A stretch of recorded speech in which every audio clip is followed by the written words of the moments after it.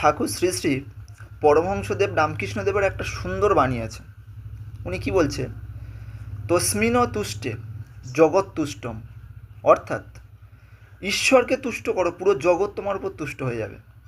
কেন জানো? কারণ ঈশ্বর পুরো জগৎকে পরিচালনা করে, ঈশ্বর পুরো ব্রহ্মাণ্ডকে পরিচালনা করে। তাই যদি তুষ্ট করতে হয়, ঈশ্বরকে তুষ্ট করো।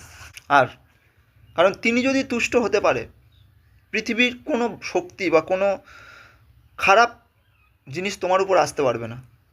এটাই বাস্তব। কারণ ঈশ্বরকে ভক্তি করলে নিজের মধ্যে ভক্তি বৃদ্ধি পায়, আর ভক্তি বৃদ্ধি পেলে মানুষের মন স্থিরতা আসে, আর স্থিরতা আসলে মানুষ বড় কিছু করতে পারে। আগে নিজের মাইন্ডকে স্থির করো, তার জন্য ঈশ্বরের প্রতি ভক্তি করো।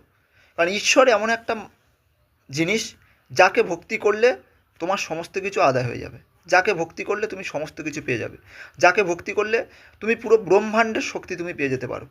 তাই ঈশ্বরকে তুষ্ট করো আর ভালো মানুষ হও, দেখবে সমস্ত কিছু পেয়ে যাবে তুমি।